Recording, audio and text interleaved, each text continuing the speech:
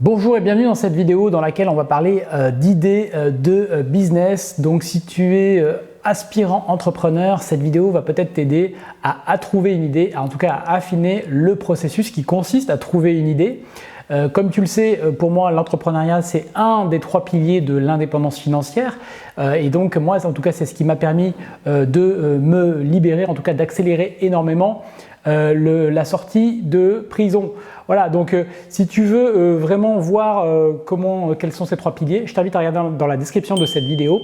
Je te mets un petit lien vers le livret « Les 3 piliers de l'indépendance financière » où je t'explique un petit peu mon approche de manière plus générale. Donc, venons sur l'entrepreneuriat, comment trouver une idée de business. Tu sais, l'idée, ça reste quand même la petite graine au départ qui va faire que tu vas te lancer sur un projet, sur quelque chose, mais comment choisir? Parce que peut-être que tu es dans ce cas-là, en tout cas moi c'était mon cas. Au départ, si tu n'es pas déjà en train d'entreprendre, c'est probablement que tu n'as pas trouvé d'idée ou été toi-même convaincu par une idée que tu as eue et que donc tu ne sais pas par où commencer.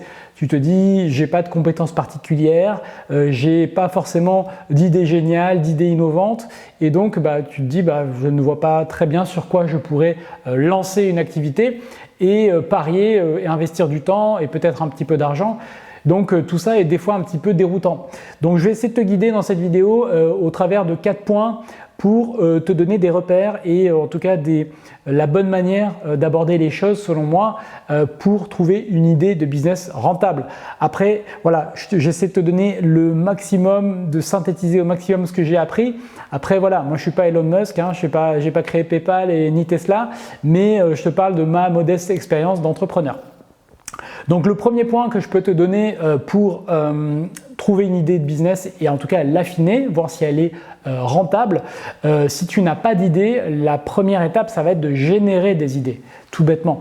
Donc sans les filtrer, mais d'identifier déjà tout ce que tu sais faire. C'est le point de base, tu sais, c'est vraiment ce que tu sais faire, même si tu penses que ça n'a pas de valeur aujourd'hui. Donc ça peut être autant si tu aimes cuisiner, si tu aimes jouer de la musique, si tu aimes faire d'autres choses, tout ce que tu sais faire au quotidien, dans lesquels tu es peut-être un peu meilleur que la plupart des gens, tout ce que tu aimes faire, si par exemple tu adores jouer aux jeux vidéo, tu adores jouer, peu importe.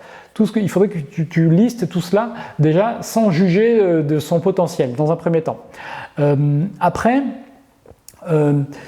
il faut quand même que je te prévienne d'un truc. Si jamais tu prends un sujet, une passion, un truc que tu aimes faire aujourd'hui et que tu en fais un business, il est très probable que ça ne soit plus une passion. Si tu aimes jouer de la musique et que tu commences à développer un business autour de ça, à enseigner aux gens, à monter peut-être des formations en ligne autour de ça, je peux te dire que ça va plus être une passion tôt ou tard parce que ça va être un business.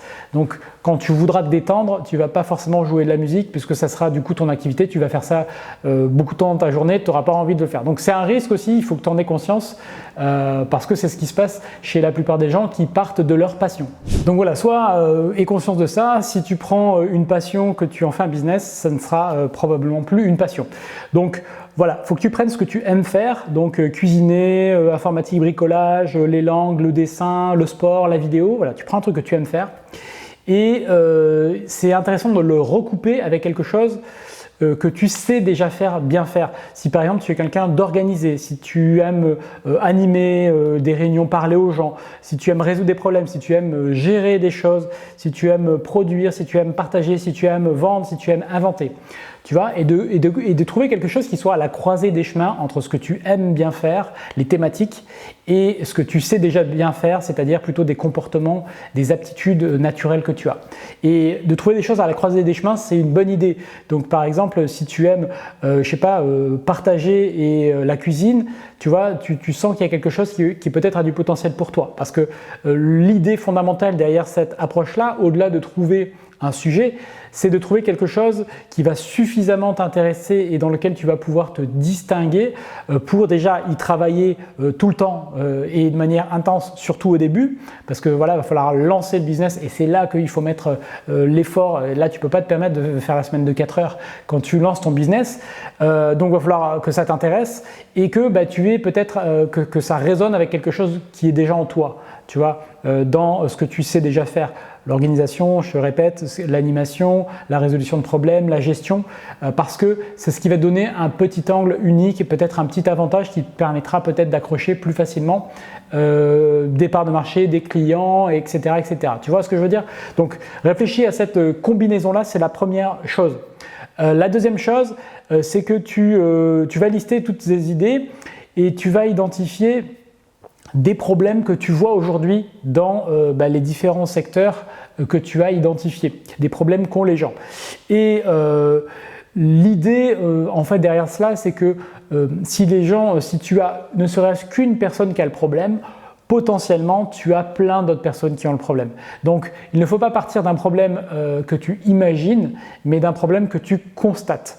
Et encore mieux, ce qu'ont fait beaucoup d'entrepreneurs à succès que tu connais, c'est qu'ils sont partis d'un problème qu'ils avaient personnellement. Tu vois, une insatisfaction où tu te dis ça devrait pas être comme ça, il devrait y avoir une autre solution pour, par exemple, cuisiner, il devrait y avoir une autre solution pour se déplacer, il devrait y avoir une autre solution. Tu vois, si tu as une insatisfaction personnelle, c'est aussi souvent un très bon point de départ. Voilà, alors c'est pas le seul critère, mais ça te permet aussi de partir de là. Donc tu vois, soit tu constates des problèmes, soit tu pars d'un problème que tu as et tu croises avec le premier point. Ensuite, il faut que tu saches que fondamentalement, une idée aujourd'hui, ça ne vaut pas grand-chose. Des gens qui ont des idées, il y en a plein. Donc peut-être que toi, ce qui te freine, c'est de te dire que tu n'as pas l'idée. Mais je te garantis que le fait d'avoir l'idée n'est absolument pas une garantie de succès. Ce qui compte, ça va être la manière dont tu vas mettre en œuvre ton idée, hein, la manière dont tu vas la mettre en œuvre. Et donc, ça va être toute la série de décisions que tu vas prendre au cours du développement de ton idée. Et c'est là où en fait beaucoup d'entrepreneurs commettent beaucoup d'erreurs. Donc l'idée vaut rien, donc faut pas te t'arc-bouter sur l'idée. Et il faut même d'ailleurs, je pense, avoir de la souplesse dans ton idée. Donc au départ, imagine, tu te dis, moi je veux monter des cours de bricolage, tu vois, je veux faire des cours de bricolage. Donc au départ, peut-être que tu vas dire, je vais faire ça autour de moi, je vais faire des ateliers, je vais faire ça en ligne, peu importe. Et bien moi, ce que je te dis, c'est qu'il ne faut pas t'arc-bouter sur ton idée parce que au cours de ta réflexion, ou peut-être même au cours des premiers pas ou des premiers mois, tu vas peut-être voir émerger des besoins ou des solutions que tu n'avais pas imaginées et il faut que tu aies la souplesse de faire ce qui s'appelle en entrepreneuriat un pivot, hein, c'est-à-dire de changer ton modèle. Peut-être tu vas rester la plupart du temps dans la même thématique, mais tu vas changer ton modèle, ça va plus être des cours, peut-être que ça va être un réseau de personnes qui vont aller bricoler chez les gens au lieu que tu formes les gens eux-mêmes. Tu vois, tu vas faire un pivot, c'est-à-dire tu vas rester dans le bricolage, mais ça sera plus sous la forme que tu as imaginé. Il faut que tu aies cette souplesse-là parce que cette souplesse-là, elle peut te permettre de sauver déjà ton entreprise et peut-être de lui donner beaucoup de succès. Donc un entrepreneur, fondamentalement, c'est quelqu'un qui observe la réalité, hein, qui est dans les faits. C'est pas trop quelqu'un qui est dans le rêve et dans l'idéal. Hein. Tu es dans les faits, tu vois que ce que tu es en train de faire ne plaît pas autant que ce que tu as imaginé et tu vois qu'il y a des gens qui te disent « mais moi j'aimerais bien que quelqu'un vienne le faire à ma place ». Donc là, si tu l'entends, si tu l'écoutes, si tu es capable de trouver derrière la solution technique, commerciale, etc. qui va bien derrière, bah ça peut te permettre d'avancer. Donc tu vois, reste souple sur ton idée. Et ton idée d'ailleurs généralement elle n'a pas besoin d'être originale. Ça c'est aussi une grosse erreur qu'on fait quand on débute. On s'imagine qu'il faut quelque chose d'absolument nouveau et original. C'est pas du tout le cas. Les idées qui marchent le mieux, c'est les idées qui ont déjà été vues. Et d'ailleurs, tu sais que souvent les entrepreneurs qui réussissent le mieux, c'est ceux qui arrivent, qui reprennent une idée qui a déjà été faite, mais qui n'avait pas été très bien exécutée la première ou la deuxième fois, et donc qui vont l'appliquer de manière différente, en tout cas l'appliquer de manière plus intelligente. Et donc là, il y a potentiellement du succès à la clé. Tu vois, donc pas besoin de faire un truc hyper original et pas besoin non plus de copier bêtement. Hein, il faut trouver juste une petite inclinaison, une petite adaptation, un nouvel angle qui te soit propre et là ça peut te permettre de te propulser. Donc voilà, pas besoin de faire le énième Uber de la cuisine ou pas besoin de faire le énième PayPal du paiement en ligne. Voilà, donc il faut que tu choisisses, après parmi tout cela, tu vois, une fois que tu as eu cette réflexion-là, celle qui te plaît le plus, qui te résonne le plus avec toi et que tu partes avec ça. Voilà, tu pars avec ça et tu auras la souplesse de l'adapter. Ensuite, troisième étape qui est très importante pour affiner ton idée de business, pour t'assurer qu'elle soit rentable, c'est qu'il faut que tu réfléchisses un petit peu à qui est ta cible, qui est ton client. Qui c'est concrètement.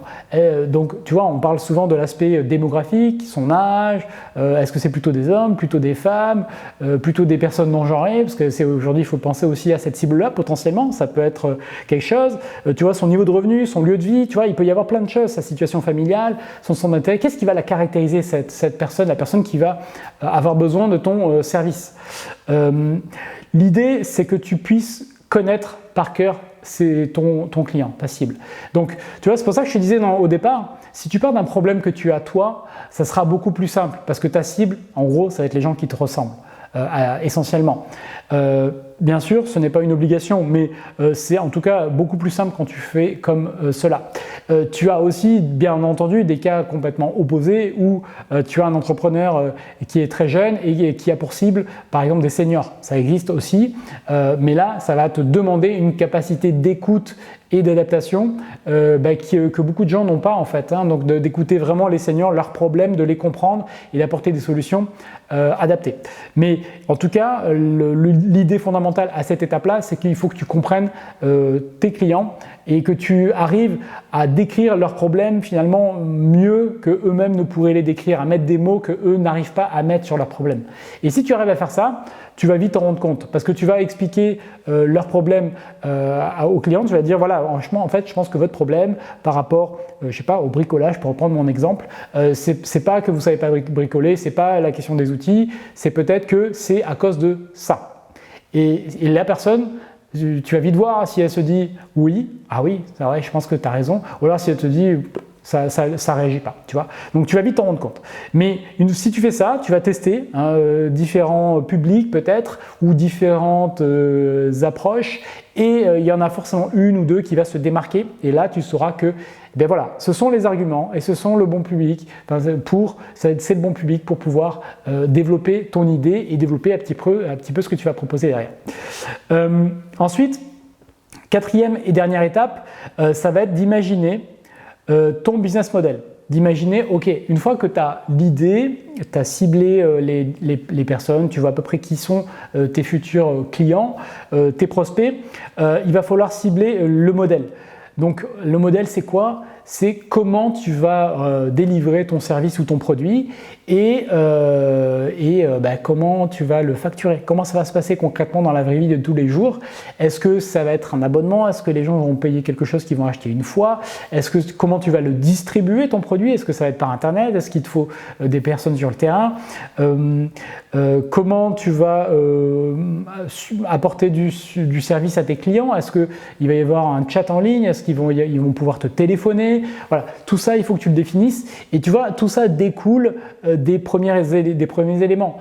Tu ne vas pas apporter le même niveau d'implication sur un produit peut-être très grand public qui ne sera pas très cher que sur un produit peut-être plus haut de gamme qui sera réservé à un plus petit public. Tu vois, il n'y a pas du tout les mêmes attentes, il n'y a pas du tout les mêmes modes de communication.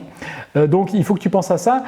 Tu peux aussi penser dans ton business model à qui seront tes partenaires, c'est-à-dire des sociétés ou des entreprises ou des personnes qui vont pouvoir s'associer avec toi sur différents pans ou peut-être tout un pan de ton activité. Évidemment, tes clients, j'ai évoqué beaucoup des personnes, mais tes clients, ça peut tout à fait être une entreprise, un business, tu vois. Est-ce que c'est plutôt des petites entreprises, des grandes entreprises, ou est-ce que tu peux les toucher? Où est-ce qu'elles sont? Qu'est-ce qu'elles font? Est-ce que tu t'adresses aux dirigeants? Est-ce que tu t'adresses à un cadre de l'entreprise? Voilà, tout ça, tu dois bien en avoir conscience. Et évidemment, encore une fois, tout cela pourra évoluer. Il faut que tu sois souple dans ton approche. Il faut que tu penses aussi aux ressources dont tu as besoin, c'est quoi les capitaux dont tu as besoin. Et je t'invite d'ailleurs là-dessus à faire avec le moins possible. Généralement, les entrepreneurs qui démarrent avec le moins possible, avec le moins d'argent possible, sont ceux qui ont le plus de chances de réussir parce que ça te force à trouver des solutions innovantes, ça te force à faire ce qu'on appelle un bootstrap, c'est-à-dire à trouver des moyens de trouver de l'argent au départ qui te permet de vivre et d'initier quelque chose, et ça t'amène sur des idées souvent auxquelles tu n'as pas pensé. Donc ne te mets pas en tête que tu vas échouer parce que tu n'as pas un gros capital de départ, ce n'est généralement pas un avantage, c'est plutôt un cadeau empoisonné en général. Que tu penses au coût tout simplement de ta solution, bien évidemment, hein, ça reste une entreprise, donc il faut que le coût de délivrer ton service, ton produit soit évidemment inférieur à ce que tu vas le vendre. Donc ça, c'est très important. Et puis derrière, quels sont les bénéfices que tu envisages de réaliser, sous quelle forme. Donc ça, c'est le business model dans son ensemble. Donc il y a plein de livres qui ont été écrits là-dessus si ça t'intéresse de creuser tout cela. Mais je pense que ça ne sert à rien de faire quelque chose qui soit trop compliqué. Faut rester dans du pragmatique, du simple. Enfin, en tout cas, moi, c'est plutôt mon approche. Donc voilà, tu n'as pas forcément besoin de suivre une formation pendant des mois ou des années pour avoir cet esprit logique, bien que avoir l'idée, l'approche d'un entrepreneur, l'œil d'un entrepreneur, ça peut s'apprendre au contact d'entrepreneurs. Et ça peut être intéressant d'investir du temps pour le comprendre. Donc tu vois, en suivant ces 4 étapes, tu vas pouvoir affiner, en tout cas générer, affiner des idées et puis affiner derrière les produits-services qui pourront correspondre à ta cible pour lancer une activité. C'est juste, évidemment, tu vois bien une introduction, mais j'espère que ça te donne de la matière pour pouvoir aussi, toi, développer ton activité, peut-être même développer de nouveaux services dans une activité ou une entreprise que tu aurais déjà, parce que ça, pour moi, c'est un des leviers de la liberté financière. Alors pas au départ, parce qu'un business c'est intense au départ, mais potentiellement lorsqu'il est développé, plus établi, peut-être un peu moins en croissance, ou lorsque tu l'as correctement délégué, là, ça peut te permettre de retrouver du temps, en tout cas de retrouver aussi peut-être des capacités financières pour investir dans d'autres choses et développer des sources de revenus alternatives et passive. Voilà, donc si cette vidéo t'a plu, je t'invite à mettre un pouce bleu ou à t'abonner à la chaîne si ce n'est pas déjà fait pour que cela plaise à l'algorithme YouTube. En tout cas, merci de l'avoir regardé et je te retrouve dans de nouvelles vidéos pour de nouveaux sujets liés à l'immobilier, l'entrepreneuriat parfois et même la bourse qui sont mes 3 sujets de prédilection. Salut!